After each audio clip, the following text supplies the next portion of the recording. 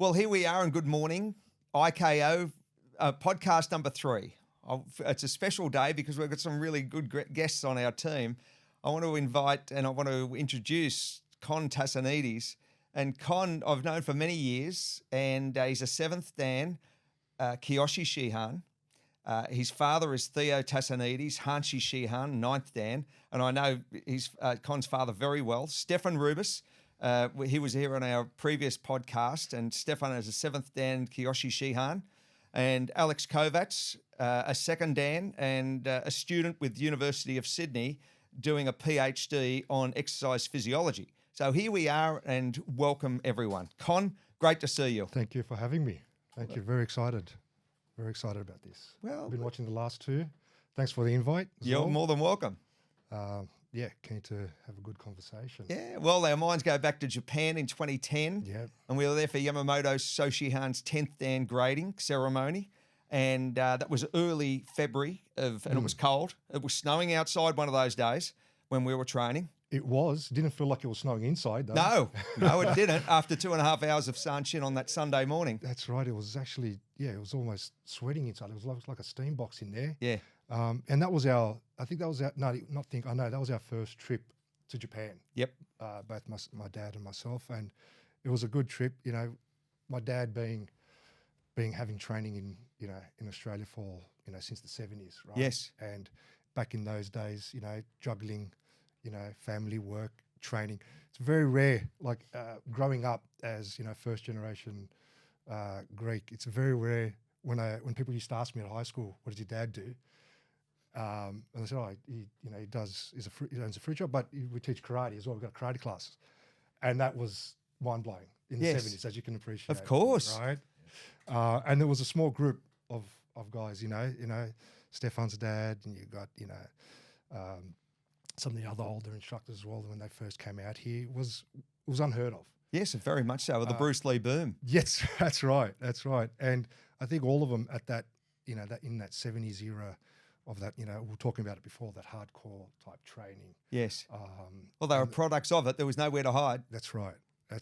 And so going to Japan after, 30, 40 years of training, just not silo, but not having that connection. Obviously Soshihan always used to come out regularly, so we had that relationship, but actually going there and seeing the headquarters and training, and then seeing the extended like IKO family out there. Global, that's right. Yeah. And just having, training with them. Awesome experience. Yeah, you forged a good relationship, I remember, with Richard Kracklau, and he's a Kyoshi Shihan 7th Dan out of Germany. Yes. Now gone back to Germany, but he was in Tokyo for 28 years. That's right. And a remarkable athlete in mid-60s, and he's just incredible. He's only got better. Yes, I know. And I've been following him as well just recently. This is probably the good thing with the internet and all this type of platform. You can see how everyone's going, and he was hardcore. Yeah, he still is. He still is. Yeah. And Stefan, lovely to see you again. Yeah, thank you very much, Pete. It's really good to be back for number 3. Yes. And, I think we're in really good company today. Yeah, we are, certainly. And what's been happening in your life in the last couple of weeks? Anything special? Yeah, look, I guess training, continue to train. And I had a great opportunity to train with you a couple of weeks back, which was fantastic, with Shihan Wayne Bridge as well. Yep. And it was fantastic, I guess. It's always really good when you get to train in an environment that's a little bit foreign. Yep. Because it was lovely to see you. All the small little details that you take for granted. Yes. When you're in a different environment. Sure. They really resonate with you. Yeah. So it was really good to do some really good basic, really great footwork. And a lovely dojo, because we've been invited to train there, but it's an incredible dojo at 7 o'clock on a Saturday morning. We got the place to ourselves, and it's peaceful. Mirrors, great floor, 450 square meters. The best thing is having those mats on the floor as well. Yes. Like, as you get a little bit older and the knees are a little bit harder, it's really comfortable. 100%. And push hard. Yes, exactly. And Alex, good to see you. Good to see you too. Yeah, welcome again, and you're becoming a bit of a regular here. And we'll talk a little bit about life and the journey of how the body has to stand up. And over to you, Kon. What do you? I mean, you've been training. You sent not your bio so much, but more to the point of what you do on a weekly or a daily and a weekly basis. I'd like you to share, because when it comes from, when it comes from you, you're able to share what you do with our global audience as a lifelong student. And I really can't highlight that enough, because I truly mean that. You're 1 year apart in age. You've been, friends for all your lives, and your fathers have. And it's what you do to get to that grade and where you see yourself in the next 20 or 30 years. Take us through. So, as a firstborn in a Greek family, and my father being, when I was growing up, he's already had a couple of classes and clubs under his belt, being a black belt. Had no choice, had to do karate, even though a lot of my other friends were playing soccer at the time.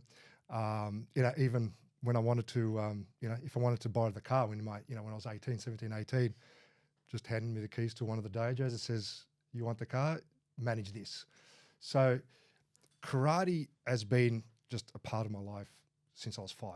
It's been a part of, my dad's life. It's been part of the whole family. So all my brothers, I've got 2 other brothers who've trained. I've got my sister who's trained as well. My brother got his black belt. The youngest brother, I think, stopped at green. He was lucky because he's the youngest, so he can. So he can. So Stefan knows. But it's always been there as a staple. The training, the consistency. Yeah. And I think 2 things. Obviously, karate with the defense, self-defense, and being able to do all these moves, and the underlay from I get out of karate, what I've got out of is the discipline and just the consistency. Yes. And that's bled into everything else that's happened in my life. So, I message you that, even to now, even to this day, I get up at 4:30 every morning. Oh, you sleep in still. I can't believe it. This guy. God. AM, 4:30 AM, mate. Yeah, I know. I see you. Gotcha. I see your videos, man. I see you. Okay. So, so with the karate, that was always a base. So in life, you got things that always happen, right? You go to school, high school, uni, girlfriends, you're going out, friends come and go. Karate's always been there. Yes. Similar to my weight training. So yes.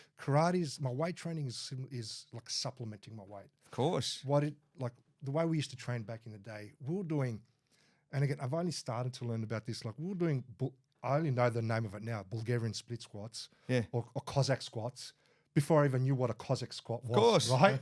We were doing those side splits things. We didn't know what the name was. We just did it because we were doing ballistic push-ups. We didn't know the benefit. We just knew that this works. Yes. And I think that I think we overcomplicate things sometimes. Well, sometimes, yeah. I think we overcomplicate. It's good to understand it, but I think sometimes, especially for new, when we're starting off, we just got to stick to the basics. We overcomplicate a lot of stuff. Yeah, I think you're right. But so with the karate and the weight training, so the weight training came as a result of, to be honest, me starting to go to tournaments, being this height at 17, and it was over 80 kilos, and I was 60 kilos at the time. Yeah. And that was it. It was so I knew I needed to put some muscle on. Yes. And it was just basically just a transition from the calisthenics that we obviously do during karate, right? Again, didn't know. Well, I've seen how flexible you are, and I remember your father. You used to hold you, which we do, which is normal. You put your leg on someone's shoulder. Yeah. They start off in shikodachi and they stand up. That's right. And so you're incredibly flexible. You're flexible hips, flexible hammies, lower back, and that's just a byproduct of doing it all your life. Exactly right. And knowing those basics, right? And knowing so that stretching just bled into my weight training. Yes. And then while I was weight training, a lot of people say, "Don't you get a lot of injuries? Aren't you like you're squatting big, your deadlift?" It's like, not if you're flexible. And as you know, a flexible muscle is a more, you can do more range of motion, more movement, of course, less injuries. Yes. All right. So that's how the two I've supplemented. So going back to my daily routine, as I mentioned, so 4:30 start, and that's a result of now of adjusting. I always used to like to train in the afternoons, have your 5-6 meals, get in the gym and before kids came along, right? And then before the kids, exactly. And it was literally a matter of my wife saying, "Listen, I can't eat too late. We can't wait for you to come back from the gym. So it's either you're not training or you have to change your training Yeah. schedule. So that's Mike that's what O'Hearn, we man. follow. He trains at 3:30. That's right. That's right. Robbie And- Robinson, all those guys. Yeah. So that, and again, it was always, it started off as supplementing my karate. Yeah. and my training. Hojo Wundo. That's it. That's right. Exactly. Which I think we've probably lost a little bit of that. We're starting to get back into it now. Again, because of the internet, because of the research and knowing about that. Yeah. We're starting to get back into that Hojo Wundo with the training and supplementing, because a lot of the techniques, karate's always been that, and some of the other martial arts, the smaller opponent beating the big opponent. Yeah. A lot of the time some of the times that doesn't work. And you need some of the techniques, you need that strength, you need that conditioning to be able to pull off that technique. Yeah. Right. So that's how, and now weight training. And again, at my age, I'm just keeping it very basic, right? All the compound movements, my training routine now, like this morning, it's 2 hours long, but that starts with a roll, a stretch, proper warm up. Yep. And then, just one compound movement with a couple of other, secondary movements, isolation movements. Perfect. And again, now the rest in between is becoming a lot longer, whereas back before it was a lot shorter and I could rip them out. Sure. But yeah, and that's how I've managed to keep up with, I think, my, psychologically being, as we mentioned before, just outside before we started the podcast, as Mental well health. as mental health, correct, and our testosterone levels, as we're all getting, we're all in our 40s. Alex, I don't know how old. Yeah, I'm not in gonna my ask. 40s On the next way. decade. Next decade, yeah.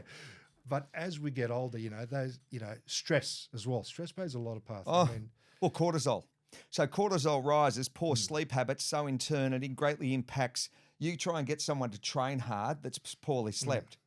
Try and function. And they can't train. Yeah, they hit the ceiling early. Oh, they can't. They just physically cannot train at the intensity, and that's what happens. So you've got to do a lot of things right to be able to perform at optimum levels. As and you'd study this, and it's all about the behavioural sides of training to get to that 4:30 start. What do you take us through some of that? So on the whiteboard in my practice, I've discussed this the last 2 podcasts. Number 1 is sleep. If you're not getting your 8 hours of good quality sleep, you're already at a detriment. You need to be getting that. So you need to, there's a number of factors that go into having a good sleep though. We'll touch on those. The next one is recovery between sessions. If you're not recovering properly, you're not going to perform well each session. So recovery, a lot of people are thinking like the cold immersion's good recovery. Sometimes just a 5 to 10 minute nap. Close your eyes for 5 minutes. Yeah. There's some good recovery. You can't do that if you're stressed all day. So next one down is going to be the diet. If you don't have your diet, you're not getting your protein, you're not getting your veggies in, you're not getting your hydration in, you're not getting any of your other supplements you need to get, you're not going to be recovering well either. No. If you can't limit your stress, the stress, as you said, Pete, Cortisol, man. increases your cortisol, and cortisol inhibits testosterone. Not only production, but actually use of testosterone. Yes. And that's where that Tonkat Ali comes into play. Yep. So what they think with the Tonkat Ali, I'm not a specialist in this at all, but I just like to read about it a lot. What they think it does is it actually breaks up a compound that would normally destroy the testosterone. So sex globulin binding hormone binds with testosterone, and that usually binds under stressful environments. So like cortisol will make it bind. That then gets destroyed. Up to 25% of your testosterone gets used up that way. Gone instantly. And if you're not What a doing waste. weight training or strength training, then you've got low testosterone anyway. And here's the interesting thing with testosterone. It's not so much that the testosterone makes you bigger and stronger by itself. It makes the work feel good, so you want to train harder. Yes. So if it's already low, you're going to hit that limit 75% low, and you're just going to be like, yeah, I'll stop now. But with that extra testosterone, you're like, I can go harder. I like this feeling. Let's push. Yeah, it feeds itself. Yeah. And that's mental wellness.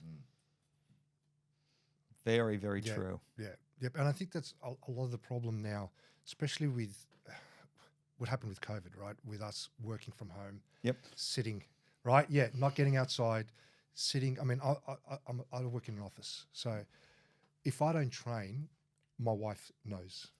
She tells me just Don't train. Go train. Yeah. Go to the gym.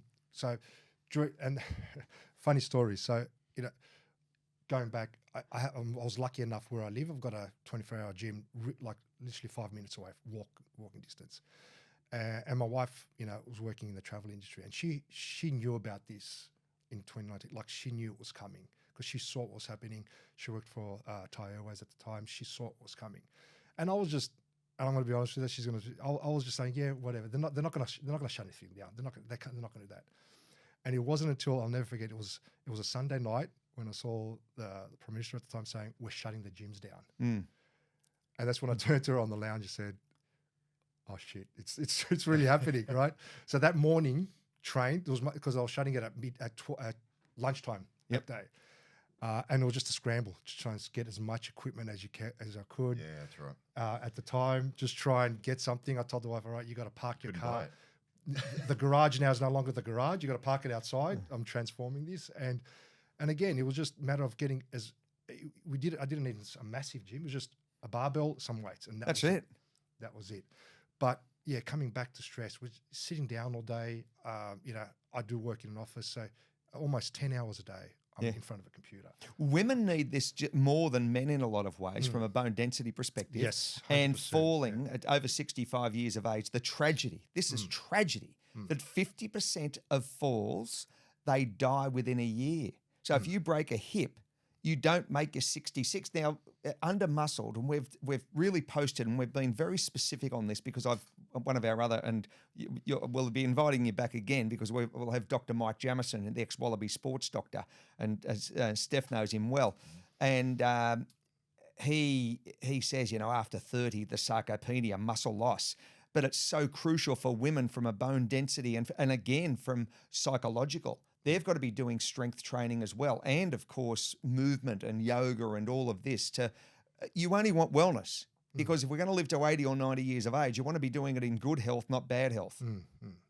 Yeah. And that's where, those compound movements, we talk a lot about muscle and creating muscle. The weight creates that bone density that makes, especially for women, where they're not taking enough iron. Wolf's Law. That's right. Not taking enough iron in their diet. You're seeing a lot of older women, especially, ethnic women, where they're a lot hunched over a lot because of the bone density, because they don't have that muscle. And you're starting to see it now in aged care facilities where they're taking them to the gym. Yes, very much so. To try and get that muscle, try and get that bone density. Activate it. Yes. Yeah. So true. Yeah. And with that bone density, one of the things I see a lot at the moment, I used to think fractures only come from impact. And what we're seeing is no impacts happen, but we've got 70, 80-year-old ladies who have fractured spines. And that's just because the spine is so weak that their own weight is crushing those bones. Oh. The other thing I want to say is that this isn't something you can really pick up when you're 60. This is something you got to be doing in your 20s and 30s, and then you get the benefits long term. But if you're picking up at 60, you'll get some benefits, but nowhere near if you've been doing it your entire life. Dr. Mike, and he said it, I think in his last, when he was here, he said, if you aren't doing everything right by 50, you're really in some big, you need to take out all stops to really get very proactive in those decades prior to 55 to 60 to age well in those senior years, because it's incredibly hard to put muscle on once you get to 50. Yeah. Very, very difficult. People say, and what you've got, and we've done a lot of other posts, and I do it deliberately, grit, determination, motivation to actually get out of bed as you're doing at 4:30 and start training and live that lifestyle. That takes a lot of grit. By yourself, it takes and that's what I think the hard training has been. You're a part of that whole culture, peer review with your fathers, that's embedded through your DNA. Yeah, it's the discipline. It's the discipline that you get out of karate, about training every day. Going through the belt system. Going through that. Failing, or and not only discipline of training, but training through adversity and injuries. A lot of the time, there's a lot of new studies now where back in the day, if you're injured, they say just rest, just stay there and rest. Now you're starting to see studies where that's actually not a good thing to do. Just not be immobile while you're recovering. It's just train something else. Yeah, it's an upper body will do your legs. Well, the same thing with karate, right? Yeah. If you got, if something's injured, all right, you can't spar, we'll do kata, Yep.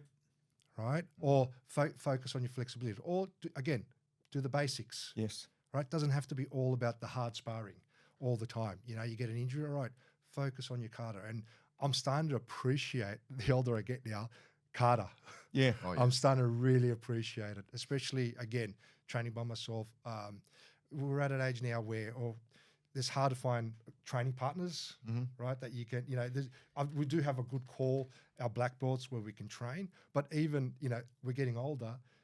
I'm finding I'm getting a really good sweat out of doing just a kata. Of course. Mm. Have you found that your fighting style has changed as you've gotten older? 100%.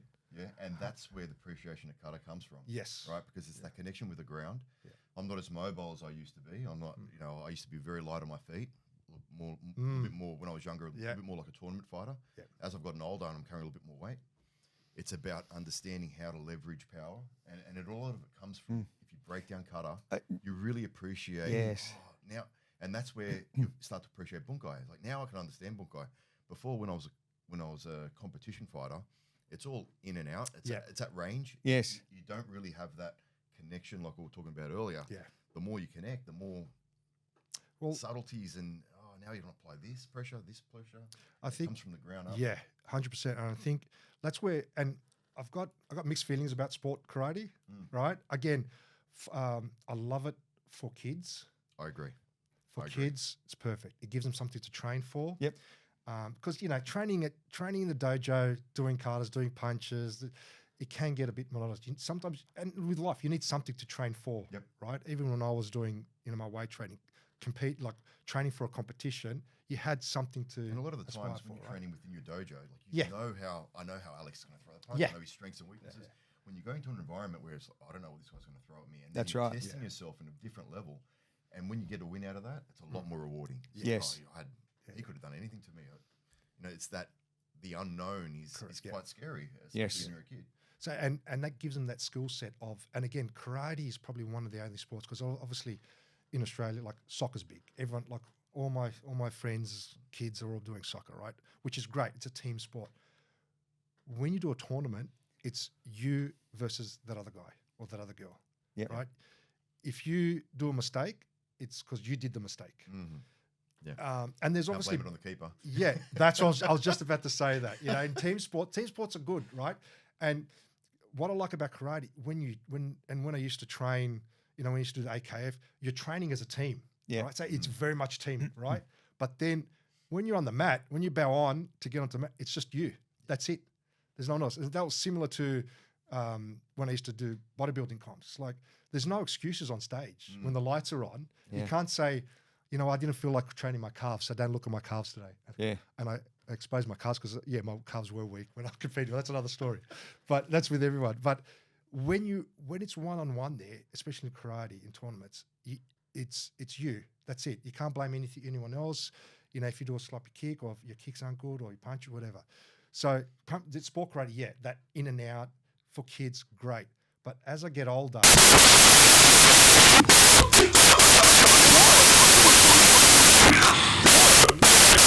you start to appreciate it's a very close fighting style, very close, right? You're starting to think, like I did again, going back to the kata, you're starting to think, well, wait a minute, I haven't thrown a punch in this kata yet. There's a lot of elbows here, Yeah. Right. Yep. right? There's no Very much so. There's no roundhouses. No. There's no moroshigeris. No. No back kicks. No back kicks. No ushamoroshigeri. Right. Right? It's kicking the knee, kusushigeris, mangeris, and that's it. Right? And that I'm starting to appreciate that a lot more. Sure. And I guess because you gave us in your little bio, Kon, we know that you have done a little bit of Brazilian Jiu-Jitsu as a bit of a background as well. Yeah. What has that shown? What appreciation has that given to you to karate? So coming back, let me tell you about my Brazilian Jiu-Jitsu journey. So I started when I was 45. I think people go through midlife crises and maybe buy Porsches and get girlfriends and that. I went to Brazilian Jiu-Jitsu. I've to hear that. I'm always fascinated with other martial arts styles. I think, being Greek, I think it Me too, I'm the same, Kon. Like sometimes you get brought up in an environment where people look down on other styles. Yeah. No. And I'm exactly like you because I've grown up with it. Yeah. I just appreciate the fact that you're committed and, in your style. Yeah. Yeah. Whether, that style might not be the best style. Well, Probably it's all subjective, right? Yeah. Yeah. But it's not for me to judge on that. Like, if you're committed in your art, you got my respect. That's beautiful. Yeah. But I feel as an instructor as well, a teacher. We've got a couple of clubs and teaching students. I always, admired, and I always wanted to, work out what it's like being on the ground and fighting. Yeah. Because our style, again, Goju has a lot of wrist locks, like the traditional. If we want to take it back, has a lot of judo throws, has a lot of standing grappling. There's a lot of that. If you really go deep into the bunkai. But growing up, watching the UFC, obviously that was a big influence. Watching that style, watching BJJ and looking how they work the ground, right? So, and that was very much an eye opener. So, again, I was always interested, and I probably left it a little bit late, but this is my time to do it. Of course.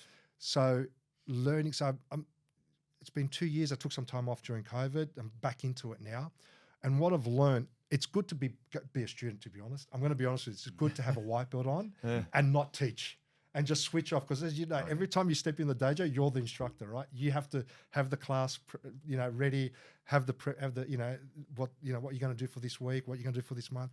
It was really good going back into an environment where I'm just a white belt and I'm at the back, and I'm just at the back of the class. Yeah. I'm not at the front of the class. I'm just a sponge. Exactly. I'm just learning. And what I learned, again, rolling, doing Brazilian Jiu-Jitsu, there's a lot of crossovers. Oh, yeah. There, and they might not, they don't say it, and none of they say it. Like, I look at them, and I'm looking at everything they're doing in my Goju frame, right? So I'm like, that's a Sigurachi. Hey, yes, of course. That he's doing a Zaguchi Dutch. Oh, that trip, okay, yep.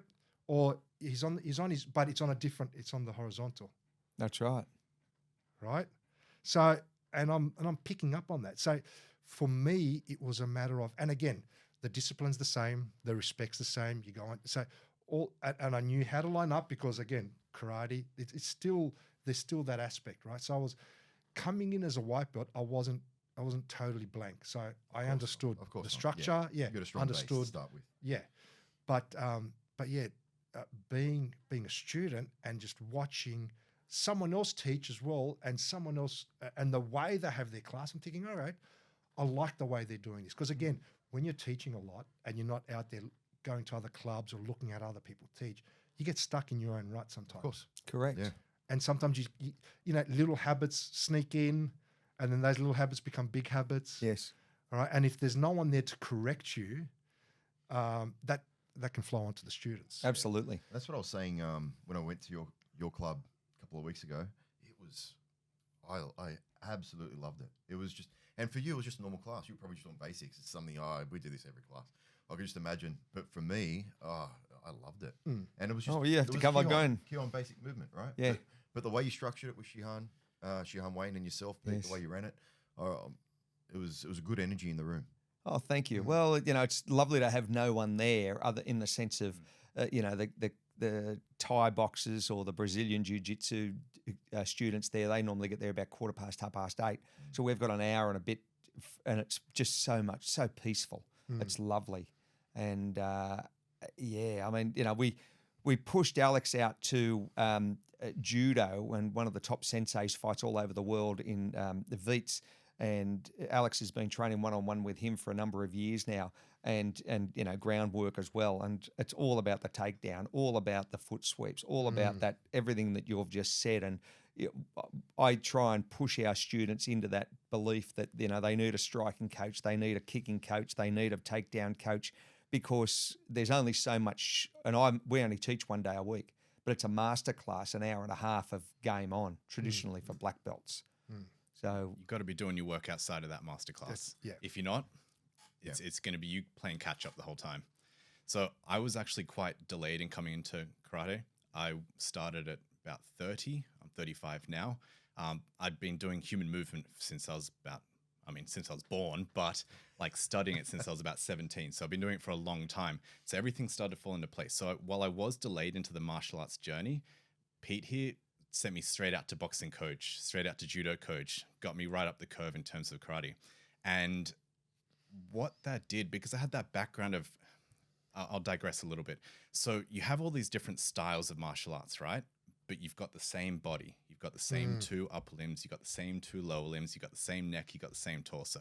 So that's where it standardizes. Yeah. And when you start to see the pattern between all of them, it's like, oh my God, what is this? So if you're looking at a right hook, that's nothing more than in judo, a koshi guruma, where it's a hip wheel where you're grabbing around the neck, you're putting your hip through and you're turning them. But into boxing, that's just a right hook. Yeah, it's just that your distance has moved in a little bit. As Wayne says, it's all about which range you're in. Yeah. So if you're in the green zone, that's fine. You move into the yellow zone, there's your kicks, maybe some of your punches. You move into the red zone, there's your grapples, there's your elbows, that kind of stuff. But it's all the same human movement applied slightly differently as you get closer to the target. And being pushed into that judo while still learning the early stages of karate, I was just blessed. I got to see all those patterns from a very early stage. So for me, it's like of course, what else is there? But hearing you guys talk about it from growing up from a really young age and not having as much of that and then coming to a bit later, I was like, oh, so that's not normal. So it's just an aha moment for me just there. It's very different, Alex. Like, not many clubs, I guess with the development of MMA, it's a little bit different now because everyone wants to have a good range. But for so many years, like, it'd be frowned upon my dad if I went to another dojo. Yeah, if I gotcha. won. You know, we're very much like, this is us, this is who we are. So especially when you're growing up, and then I'm not sure if I can't speak for Kon, but definitely for myself. Whenever I got to train another dojo, I was like, it was but no disrespect, of course. It was just my personal development. I've been like put in a cage for so many years, and it's like, here I get to go out, and then I would always bring something back. Yeah. So the fact that your Shihans have encouraged you to go out, Just and all these go, different- go, go. Like, you're very lucky to have that. Very special. I think that's very much the Japanese way of uchideshi. And I just go back to what Wayne Bridge Shihan experienced as an 18-year-old. Went to Tokyo and stayed with Yabe Sensei for 6 weeks, and then moved into the Akuma family, of which that's Yamamoto Sensei's or Yamamoto So Shihan's sister's family. And they had 6 children, and so Wayne was able to teach. I think the youngest was 9, the oldest was 17. He was 18, and he stayed in the family home for 4.5 months. So he'd go and train in the dojo, and then teach the children English. So it was wonderful. Just incredible experience, and so that's what I've been a part of. That many different senseis being your teacher, and that's what I think the IKO certainly represented in Japan, because everyone just travels, and that's why I'm thinking, I think it's very important for every black belt to make that pilgrimage to Tokyo. And Alex will be going there at the end of the year.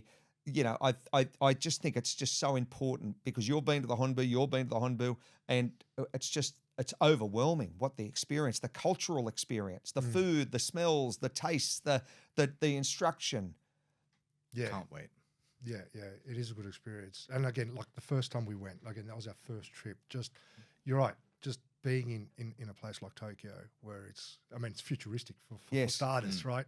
But, going back to HQ and seeing all the different instructors there, meeting them and seeing, and again, you're taking a little bit from each, because each have their own way, but it's all, stable within the Goju frame. And then seeing Soshihan train, it's like even back then, right, was incredible. Like, we were training for like 2 hours straight. Yes.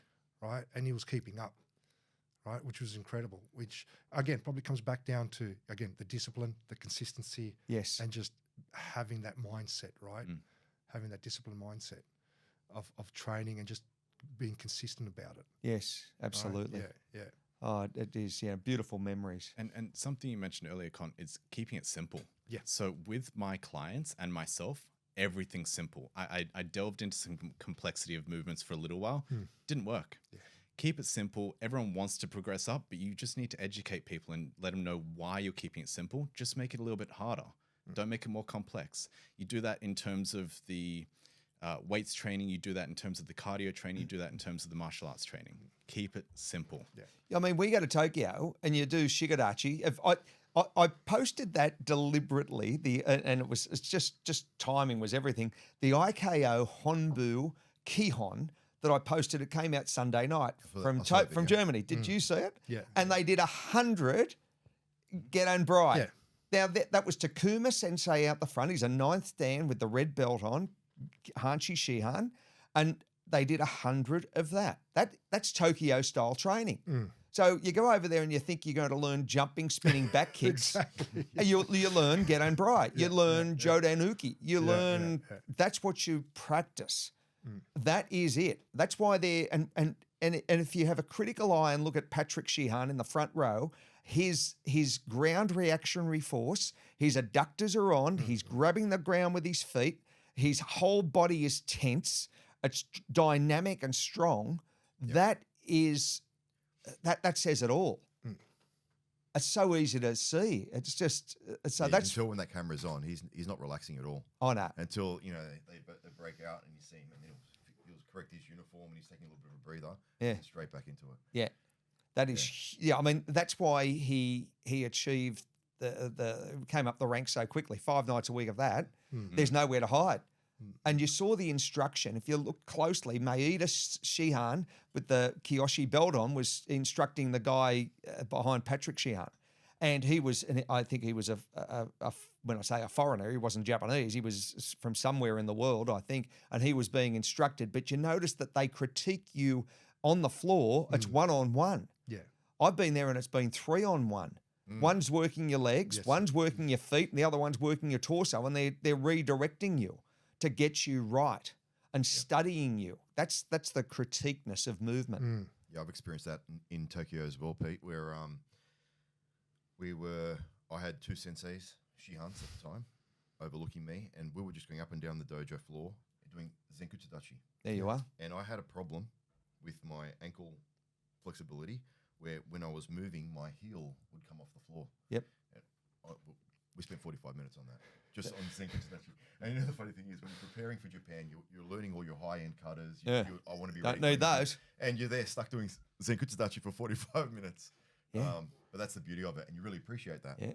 Because every time I do Zenkutsu Dachi now, I think about my heel. That's right. I'm not going to forget it. We did 2.5 hours. It was a Sunday morning. I'll never forget it. It was 2 hours, 45 minutes, actually, of a Sanchin Kata. And there was, the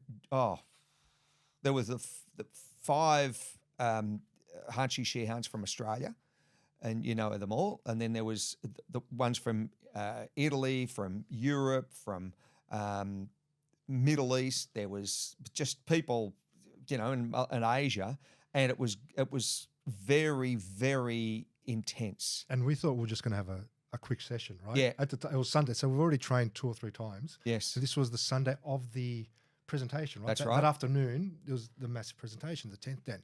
So, Shihan said, we're going to train Sunday morning. And we're like, really? Don't you want to prep? No, we'll train. And we thought, all right, we'll have like a light session. Nah, it was 2+ hours where awesome. You're focusing on Sanchin? Yep. Right? Yeah. Beautiful. Yeah, and that was it. Yeah, the windows was literally there was sweat coming off the windows, and it was snowing outside. It was literally snowing outside. And we'd walk down together, Con and I, because you'd walk with different people. You had to walk to training from the hotel, and it was about a 15-minute walk out to the Honbu, and then you'd walk home after, because you'd go have a feed and then maybe a couple of beers, and then you'd walk home, and you'd walk with someone different. Each day. So, I'd walk with Con. Well, I'm not going to walk with him on the way home. I'll talk to another Shihan on the way home. And vice versa. It's beautiful. And then you ate with them. We had Oi Shihan took us to fish markets and to restaurants, and what we saw culturally because that's the beauty of going there. We go there with Japanese that are natives.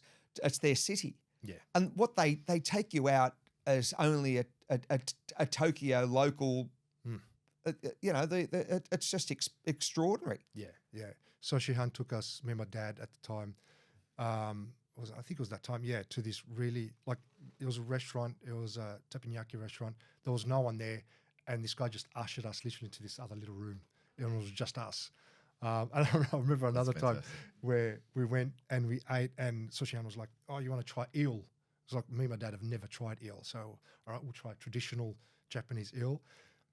Meanwhile, Shihan's having a BLT. Yeah. A sandwich. It's like, Really? yes, yeah.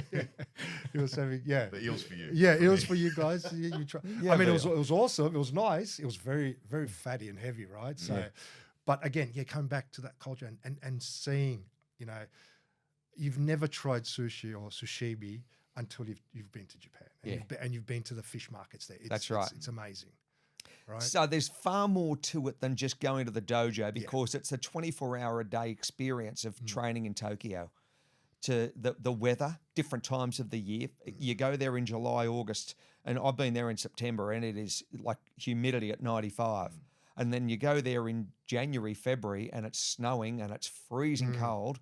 I think you've got to go there at different times of the year to get different experiences also. Yeah, and you're right. Like, I went there first time thinking I've got to learn all my high-end cutters, right? I'm going to be we're going to be tested on this, and again, I should have realized that, because every time Shihan came to Australia, it was just it was the basics. It was literally an hour, 2 hours just doing get and grind, doing our blocks, doing our stances. I was expecting to say this cool new secret squirrel stuff, secret karate. It's like, no. It's all about getting those basics done, making sure, like I said, the way the position you are. And there was I'll never forget one of the when Shihan came out and he was talking to me, we spent time just clenching the ball of your feet, right?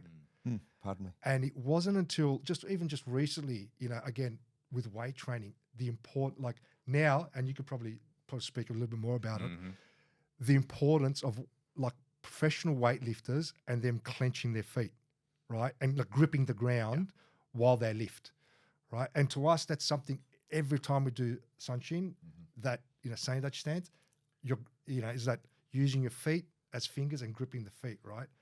And we're like, okay, we feel more sturdy, but I'm starting just recently I heard again, a muscle coach, a strength and conditioning coach talk about the importance of that. Yeah. The generation of torque. That's ground reaction forces up the feet that starts from where your feet meet the ground. Yeah. So if we think of it this way, linear force is one thing, but rotational force is so much more effective. So a lot of the newbies and even some of the advanced people that I see in my practice, they're all thinking that you're just lifting the weight, you're just lifting it and pulling backwards. No. You're rotating through almost all those limbs, and it doesn't even just stop at the legs. So I'll start with the legs. So what you're actually trying to do is you're trying to get an external rotation through the femur, the upper thigh bone, whilst pushing your arch down into the ground. And that pushing your arch of your foot down to the ground is what generates that external rotation through the foot, and that then turns into that external rotation up the femur into the hip. And then what you want to do, that's just the legs. With the arms, you do the same thing. You want to externally rotate. Screw it all home. You want to externally rotate through the humerus as well, into the shoulder. You get that rotator cuff nice and strong. And then you pull that in through the lats, down into the glutes, and there's how that chain comes all the way up through that posterior chain. And you just start to lift that bar through rotational torque and lifting that bar. Since I've been doing that, my deadlifts have become so much stronger. Yeah. So much stronger. I was struggling at like 100 kilograms when I was just trying to lift the bar. Now I'm putting myself in a biomechanical advantage position where that bar just lifts as a generation of the torque through those limbs. Right. Yeah. And again, karate. Yeah. It's the same thing. It's movement. As you said, you've only got 2 arms, 2 legs, 1 neck. It's all about movement, right? Yep. And doing things without keeping it simple, not having to understand, like, again, you can go into that detail of it, right? But when Shihan tells you grip the floor, he's saying it for a purpose, because his instructor probably told him, and it's because it's learned that way. Yeah. Whereas again, you can go into the detail from a of science, it. right? Correct. Rather you can go into the science. Yeah. And I found that a lot of the times when I've been injured, I've been able to rediscover and find efficiencies on the back of an injury. So a lot of the times, like if I've done my knee, now I do my Sanshin a little bit different. I believe it's more efficient, but it's all there in my head where I can feel it. But exactly what you just said there, Alex. I can focus on certain muscle groups and I can actually take the load off my knee. So it's not the actual joint doing the work. It's all the muscles around it. Yeah. But when you're fully fit, you can go fully strong and the joint just takes it. It's fine. Yes. But when you're recovering out of that, I think sometimes you find you learn through injury. I was fortunate enough to be injured at 2021 with 2 hernias and everything else. So like I had to find another way to do it. Yeah. Yeah. Yeah, so true. And that's the learning process of what we, and that comes after years of training. Yeah. You don't get that from your first lesson. It takes the evolution of that mind muscle connection, and that's the glory or the excitement of training because it only gets better. And you've got decades ahead of yourselves, and so have I, of that continuance of good health and mobility, and it's got to be a lifestyle component of how we operate. Yeah, I think on the back of that, Pete, like one thing that I find, and I'm sure that Kon will agree with me here, the fact that we have our fathers that have done it all before us. You're very fortunate. I can sort of see the blueprint of where I'm going to be in wherever I'm going to be, maybe in 30 years' time. I hope I can be and do what he's doing and still continue to train. Yes. That's in my mind, I will. Who knows what life throws at you, right? But I guess what I want to say is that I haven't done what they've done. They've actually done all these years and they're still in their late 70s and still training hard. Yes. It's until I'm 70, well, I don't want to give my dad's age away, until I'm in my mid-70s still doing, then I'm not saying he's 80, but... No. But then I can say, I've done what I can try and equal what he's done. It's hard to continue to train. Yeah, yes, it is. You've got, as Michael said, that Dr. Mike Jamison, he said you've got to do a lot of things right to be able to. You've got to have good fortune in the sense of health and wellness and cognitive ability to want to do it. That drive and determination. Plus, you can't have injuries. You've got to be fortunate enough to be given a clean bill of health, no disease, or to age gracefully. Yeah. And you need to just keep that muscle on through good diet, and we discussed that in the previous ones. What the work requirement is to get to be able to train every day. You got to get your diet right. Yeah. You got to get your sleep right, as Alex said, from a cortisol perspective. So, you mentioned it's hard to keep training, right?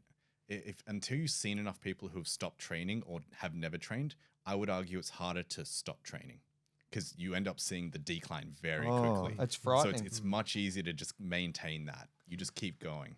So it's I know it's hard as you get older, but it's harder if you stop. Yeah, sorry, you might have misunderstood me there, but like stopping karate is never an option. Yeah, like never. It's not. Well, Especially, let me go back. That's a good point, right? Because I'm saying, but why is that? Why is it an option? Again, I'm going to give you the answer. Our fathers put that discipline in us. Let's be honest. Like we grew up, and like you, coming back to my, when I first started the story, I didn't have a choice. It was karate. Yep. And don't get me wrong. Like when we all go through it, and we see it in our classes, right? When they get to that 13, 14, 15, 16. All of a sudden, we start to lose those students, right? 18, right? 17, Girls, 18, we start to lose those students. And then miraculously at about 20, 21, 22, they start coming back, right? Yeah. We were lucky that we had someone that said... An anchor. That's right. We had, you want... And through that I think that you time, find that through a lot of your students. A lot of the time, this is where the family support is so important. Yeah. Where kids, everyone has the potential to be a black belt, right? Oh. It's just about forcing yourself and just saying turning up. That's the hardest thing, getting off the couch and getting to the dojo, right? But once you're there, everyone goes through a stage where they want to quit. It's just human nature, I think. But it's having maybe your parents to say, well, let's just give another 3 months, or just whatever they got to say, just to keep you in there. That's the grit. Until something else just drops in and it's like, oh, no, now I'm back on track again. Because everyone falls off. It's easy to fall out of it. It's a relationship that you have with karate, and it's a relationship you have with the work or with anything you have in your life. It takes a lot of discipline, and you've got to keep on getting up and just dusting yourself off and saying, I am going to do this. Yeah. And because you make it a priority. Yep. Right? Yep. You make it a priority. So if you had a choice between getting up and training or let's sleep in and I'll watch that show, you're going to get up and train, right? Your class, I can guarantee you've never dropped one of your classes that you've never called your students up and say, listen, I don't feel too good today. Right. We're gonna cancel class today. Like I've taught in crutches. Yeah. Oh, myself too. Yeah. Yeah. Doctor's orders, don't go training. Yeah, it's like, please. it's going to happen. I'm there. Yeah, I'm there no matter what. Even if right? I'm in the back of the room, like my Exactly. presence is. But that comes from discipline Hey. that our parents have instilled, especially our fathers. Have Here's instilled the other in thing, us, right? Con, and just when I was younger, in my early teens and very young, Yeah. I was never a standout student. Yeah. I was just there because I had to be there.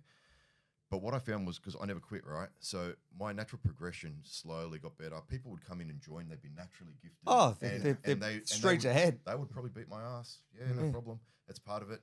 But over time, they would come and they would fizzle out and quit. Yeah. And just the consistency And discipline. is what's attributed to my greatness. Like, there's no secret. I'm not that talented, but I haven't quit, and I don't plan to quit. And that's I mean, that's the seventh down. That's pretty. Both of you. I mean, it's pretty. I don't know. I'm a bit lost for words. It's just incredible to hear that. I'm not quitting. Yeah. But again, that discipline is not only in karate, right?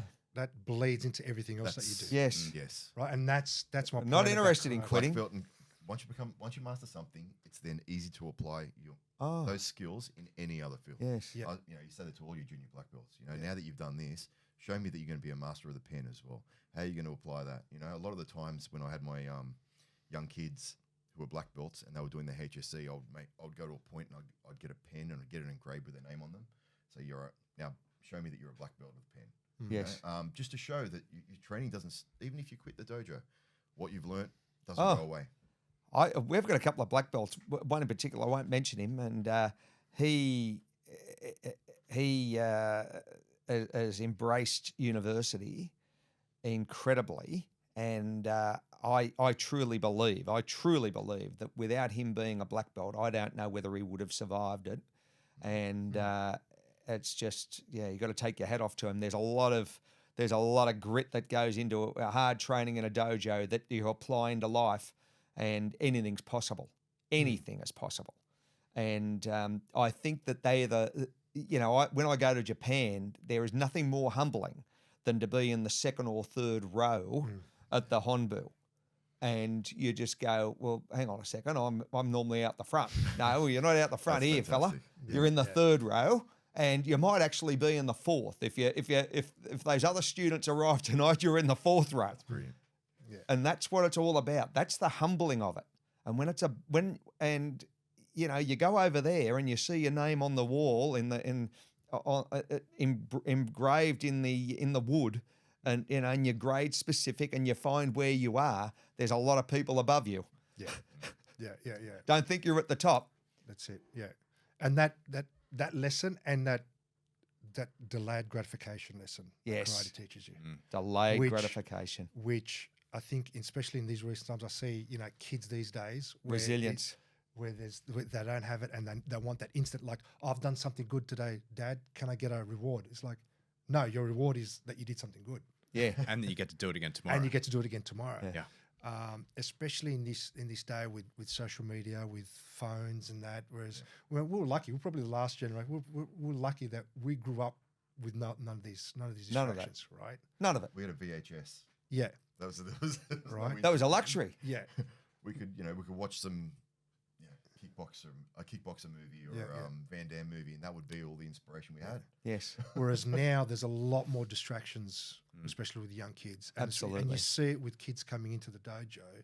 Like, they want to be able to do that spinning back kick off the bat, or they want to be able to learn that secret stuff. It's like, and sometimes they do get frustrated doing 100 punches, right, or 100 kicks or 100 blocks, and that's it. That's the lesson. Yeah.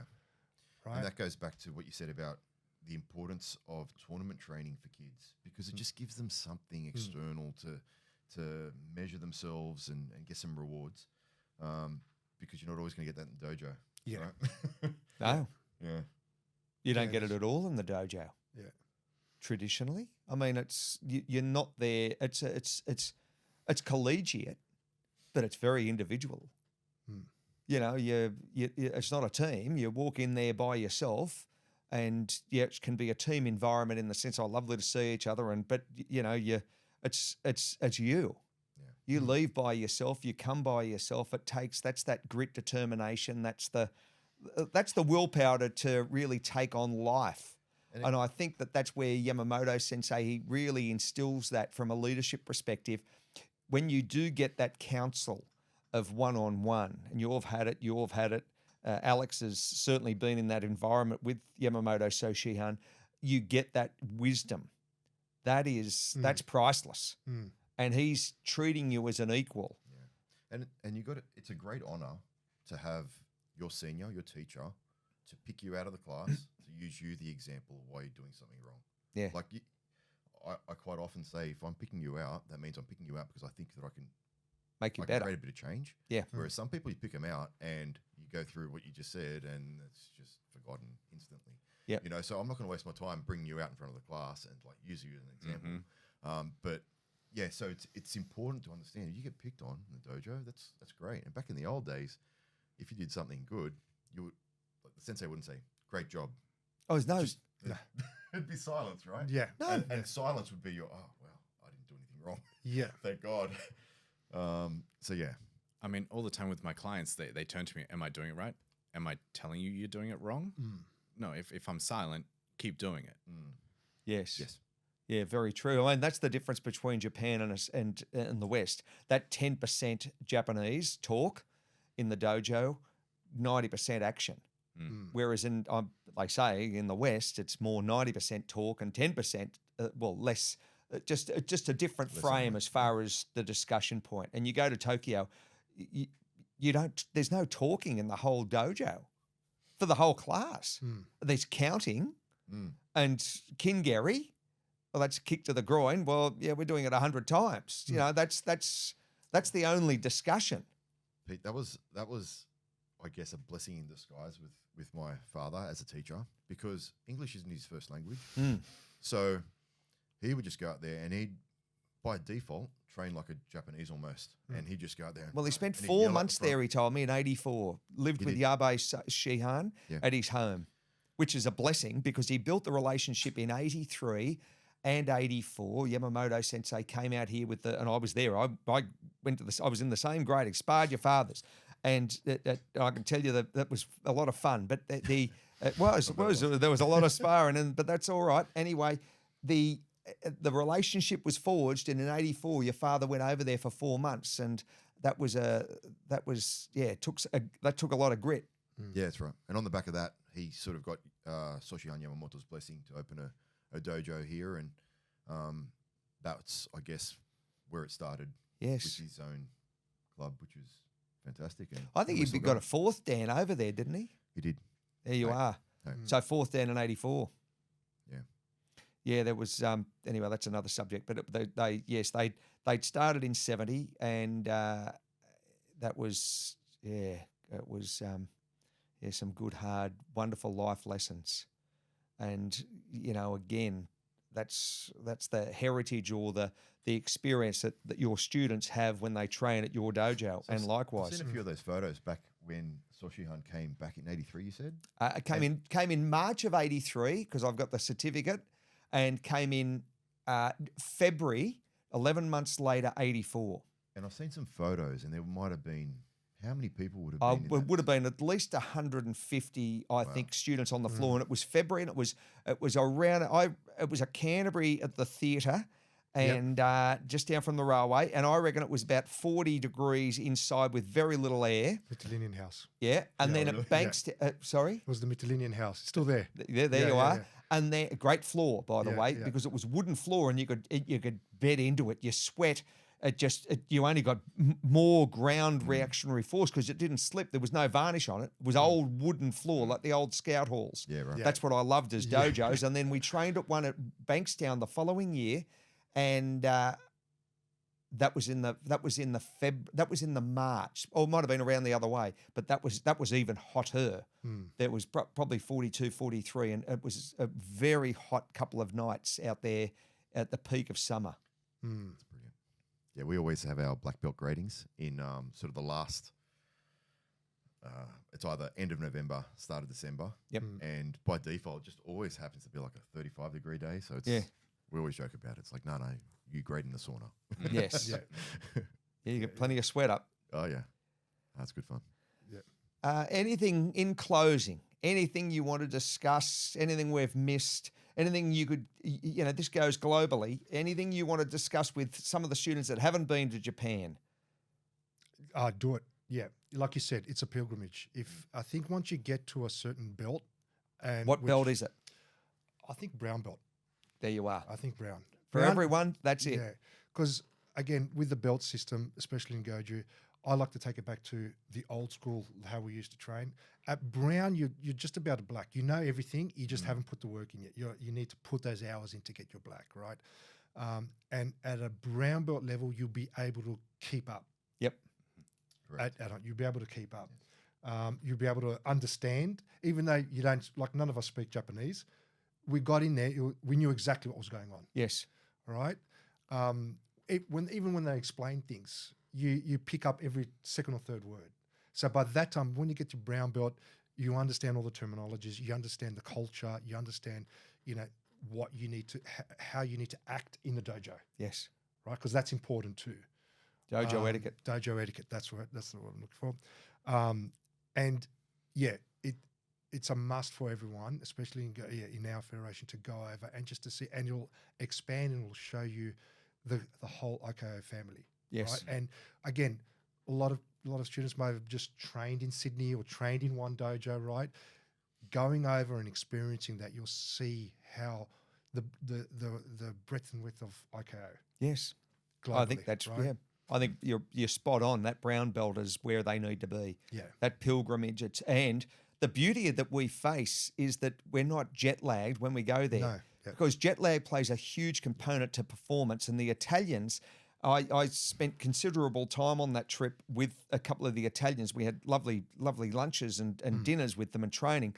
But they were 7 hours off the beat. Because from a sleep deprived situation, because they're flying east-west, we're flying north-south. And we arrived there, there's very little jet lag. Very little. 1 hour or 2 hours, and it was nothing. Yeah. And that's another component that you've got to be conscious of. I've been there, and we went there, we flew in later that year in 2010, and we arrived on a Friday morning. Friday night training, Saturday we trained, Sunday we trained, and we flew out on the Sunday night. And that's the beauty. You can go to Tokyo for a weekend because and we were staying at the Four Seasons. So you jump off you get on the train at the airport, get off at Marunouchi, you walk upstairs to the hotel.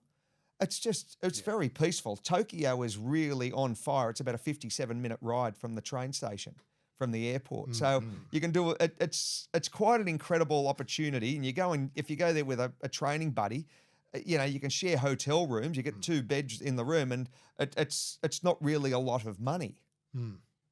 Yeah. And it's and as you said, the culture's awesome. Yeah. Right. And it's amazing how it changes at night. Oh yeah. Right. Especially when all the those smaller type bars open up, and that whole culture as well. Because the Japanese are big beer drinkers. Yes, they are. They Can't train buy. hard. We trained really hard. I'll never forget when we trained really hard, but then it's sort of like they flipped the switch as soon as they stopped training and we got into a bar. It was like a different person. Yes. Yeah. Right? They're very it's They're wonderful They're people. very hospitable.